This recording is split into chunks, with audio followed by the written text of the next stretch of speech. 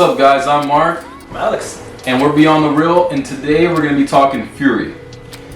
So, for those of you that don't know, Fury is a war movie, and it stars Brad Pitt, Shia LaBeouf, Michael Pena, Logan Lerman, John Bernthal. and John Bernthal. Took me a while. I was like, wait, who was in it again? Alright, so yeah, Fury. I'd never really heard of this movie before I watched it because I found this in the deal section at Target and I watched it and I liked it. And yeah, that's why we're talking about it today. But I mean, Fury, you know, I mean, same thing. Like I finally barely watched the film, and I can honestly say this is probably one of my favorite war films because you know it really shows how war is. I mean, every war movie does it, but one point that really stood out to me in this film, you know, Brad Pitt, he's an awesome actor. I mean, I love him. There's a scene in the film right at the beginning where I can't remember exactly what happened beforehand, but he has to go, you know, by himself alone and, you know, have a moment by himself because, you know, it's getting to him and he has to, you know, take a breather, smoke a cigarette, then get back to being, you know, the hard ass that he is with his group. Because he doesn't, you know, he acts tough with his people, but, you know, when he's alone, he wants to pretend like it's not happening. Yeah, he wants to get away from it. Yeah. And yeah, I really enjoyed the characters in this movie because the whole movie basically centers on this tank crew, and yeah, it's led by Brad Pitt. And at the beginning of the movie, it shows you that they lost he was their gunner, I think. Yeah, he lost the gunner. Yeah, he like handled the machine gun, and they lost him. So he gets replaced by Logan Lerman's character named Norman, and he's basically like someone who just works in an office. Like all this is new to him, and seeing the progress that he makes from the beginning to the end, and how each character tries to treats him their way of teaching him something. I really enjoyed that aspect of it. Like for instance, there's a scene where Brad Pitt is trying to teach him, like, you know, like if you're not going to shoot people, because at the beginning he refuses to do any kind of like killing, so he tries to teach him like it's them or you, like which one is it going to be? He's trying to kill you, you're trying to kill him, like that's why you're here. And like it comes off as like you get why it's happening, but it's just a little hard to watch because he gets a guy and like he basically forces him to shoot him, and like it's very hard to watch, but for the character development, like you understand why it's happening, and like there's just so much development in that scene that it's just like it's really hard to watch, but it's actually kind of good. Cause you see what's going on with, you know, Norman and his character, because I think it's a scene after that you know all the tanks, they start going out, and in the woods you see it's, you know, their children, I think, who are taking, you know, who are firing at the tanks, and I think one of them throws a grenade or something that blows up, that kills and sets on fire, I think at the time the general of the whole group, and he dies, and that's because Norman didn't take that shot. He didn't kill them, and you know that led to, you know, the general of that group dying, which I mean was his fault. But I mean, he was a guy who worked in an office. I mean, he's learning, but I mean he has to learn how to do all those things, because I know it's not easy to do all of that. Yeah, he really has to overcome that. Yeah, and yeah, like just the way like it's very hard to watch at times, but like it's just something that as you watch it you completely understand, because there's even a point where he basically has like a mental breakdown in the tank. Because they start telling him to shoot dead bodies. Because of course, you know, someone could be hiding under there, but he's not understanding. But of course, you know, it's the heat of the moment, and they're like, just shoot them. And like Michael Pena's character just starts like, are you a doctor? How do you know they're dead? And he starts like cursing him out. and he just has like this mental breakdown right then and there, and it's oh man, I mean it was good, but it was oh man, it's like I keep saying this, but at times it is very hard to watch. Yeah. Because you really feel the emotion of him, you know, being out of his comfort zone, and them being given this newbie who, if the newbie doesn't perform, you know, that puts all of them in danger. Yeah. So I really enjoyed that aspect. And then Brad Pitt takes him under his wing, you know, Yeah. especially whenever they take over the first town that they go to. Mm-hmm. They take over that town, and I feel like he's trying to teach him how to be more like him. And because John Berthal, Shia LaBeouf, and Michael Pena. Shia LaBeouf, honestly, he's not that bad. He's just he's more relaxed, but he does just follow what everybody's just doing. Yeah. To me, it seems like. And I feel like Brad Pitt, he's just trying to show Norman, you know, how to be normal. I guess when you have that downtime, to have that downtime, take advantage of that downtime. Enjoy the little things, basically. Because they did. Because one of my favorite scenes in this movie is whenever they take over the town, and then they actually, go inside. They have a mom. I think it's the mom. I think she says it's her niece. Okay. Her niece, I think. Yeah. And there's two women, an older one and then a younger one. And I thought Brad Pitt was actually going to do something, bad the whole time. But whenever he's taking off everything, he pulls out eggs. So I'm like, okay, he just wants cooked food. Yeah. Instead of real food. instead of stale food or whatever they eat while they're on the road. And he just wanted to relax, wash his face and just relax. And he told Norman, hey, take this girl in there before I do. I thought that was funny, but Norman, he takes advantage of her because she actually ends up liking him too, and it gets ruined because of the other three guys that go in there. Yeah. It ruins the whole vibe. And then Michael Pena wants to talk about a time where they killed a whole bunch of Germans and all that. And then Brad Pitt, he's trying to relax during that time and trying to have a peaceful, I guess, I don't know if it's a breakfast or whatever. He's just trying to relax. And they're just bringing up wartime at the table. And it's just like, he doesn't want to hear that. John Berthal's character is freaking taking the girl's eggs, licking her eggs, and Brad Pitt does a nice thing and switches the plates, and that whole scene is just that there was no action going on, no nothing, but just seeing the reactions and what was going on. I felt like that was one of the best scenes in the movie. Yeah, because I feel like to build on what he said, it was basically has that enjoy the little things type vibe, because being surrounded in an area where you're constantly in danger, but also it's trying to show you that Brad Pitt's character is trying to hold on to his humanity compared to like John Berthal's character, who's pretty much gone. Yeah. Like he just lives and breathes the war. He's like constantly arguing with everybody. So I think it might have been refreshing to him, to take Norman with him, because at that point Norman is still, I guess, innocent. Yeah. So I think he just wanted to relax for a bit, but of course it's ruined. Yeah. Even later on too, I think towards the end of the film, John Berthal and Norman actually do have a scene together where he apologizes to Norman, for being the way he is. He tells him that he knows he's probably, one of the good ones, basically. Yeah. He's a good man, and that maybe that his group isn't. Yeah. And it's just, I actually like that scene because, basically he's apologizing for being an ass the whole time. Because I forgot this.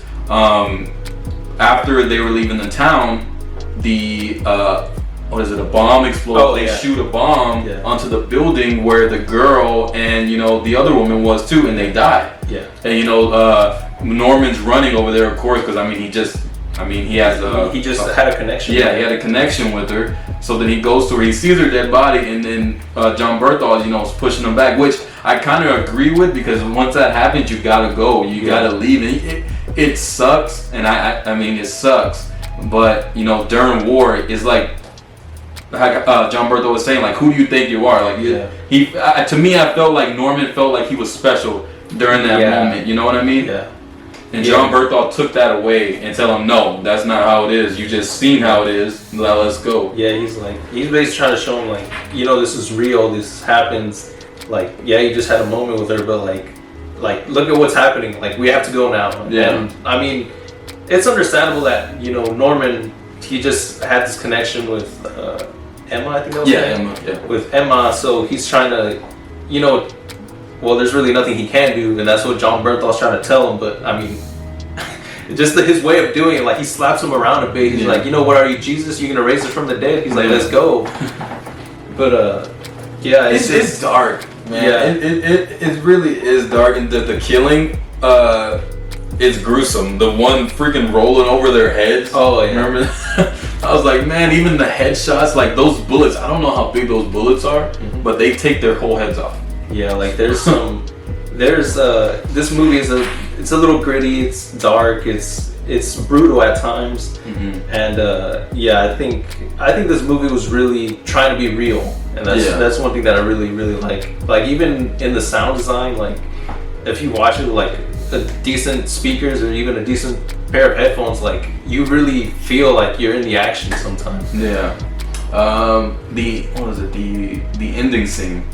Whenever they're taking a stand basically, and I honestly believe that they were going to get through it. I knew a few of them would die. I knew that was going to happen, but I actually thought that they were going to get through it and destroy that whole battalion and get rid of them.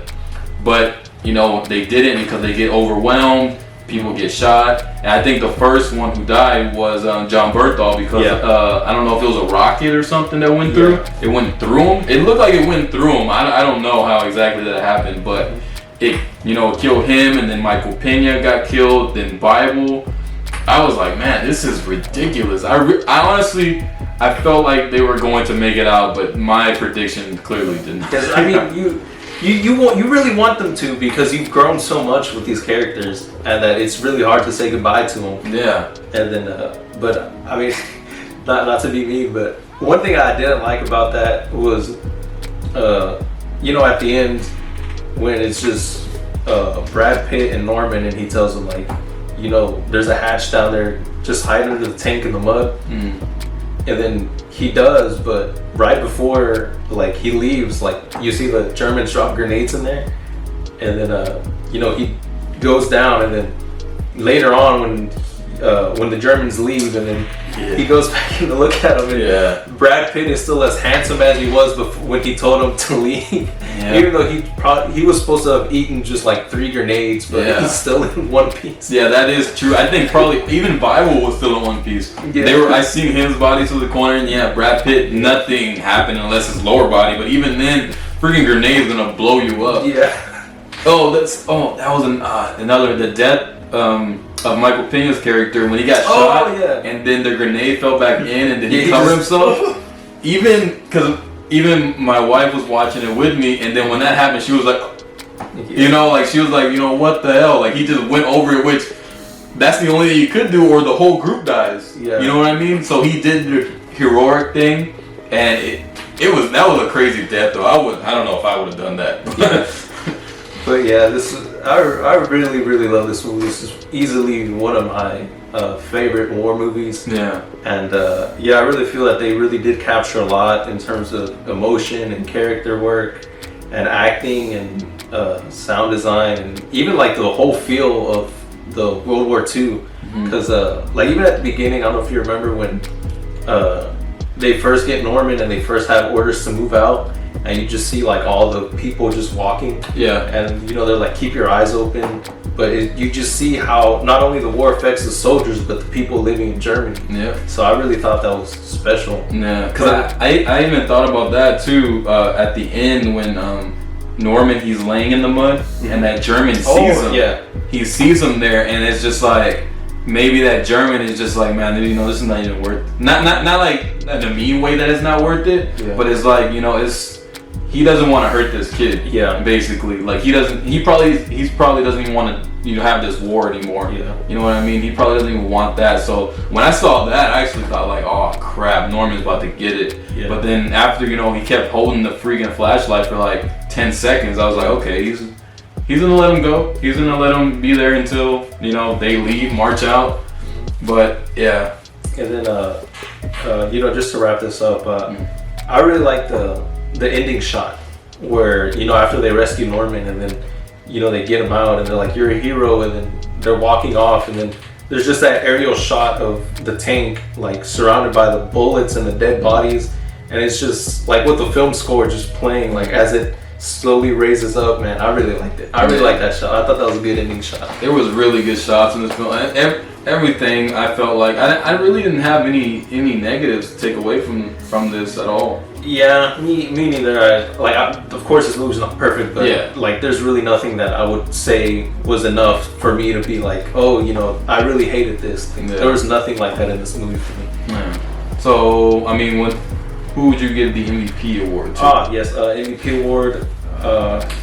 In all honesty, it's a real toss-up for me between Brad Pitt as War Daddy and Logan Lerman as Norman, because just both of them just show so much in this film that I really can't pick between the two. Yeah. But I also do want to give a shout out to Shia LaBeouf, because he completely transformed himself for this movie, in the sense that at the time, he was going through some problems, but seeing him play a character who's religious, and apparently he even like started going to church or something for a while as to get ready for this movie.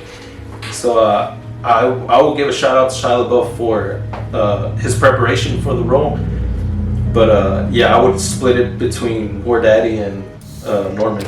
Yeah, I probably say. I mean, I agree. The same too, because I mean, they're really the center of this film. You see Norman from beginning to end, how he's changed. Yeah. You see, I mean, Brad Pitt the same way from the beginning to end, because they're the best, I guess, actors within this.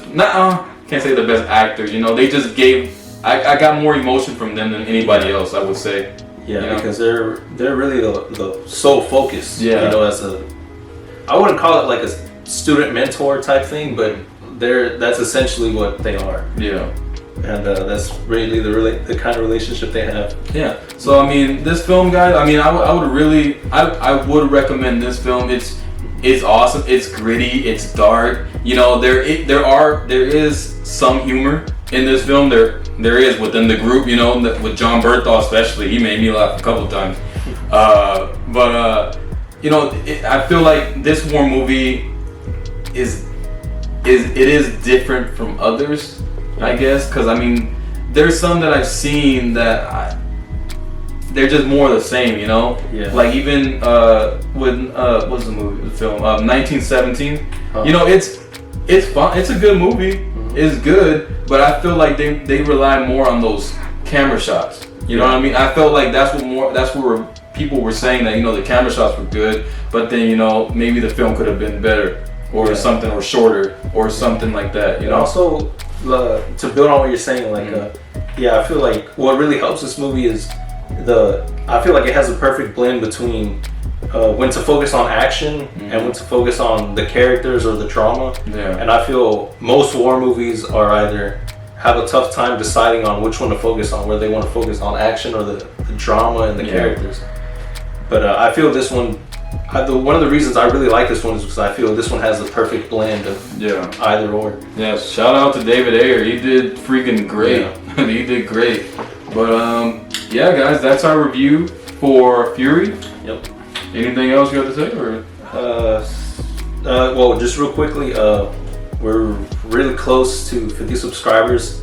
So, share this video, let your friends know, because we will be doing something special for once we hit 50.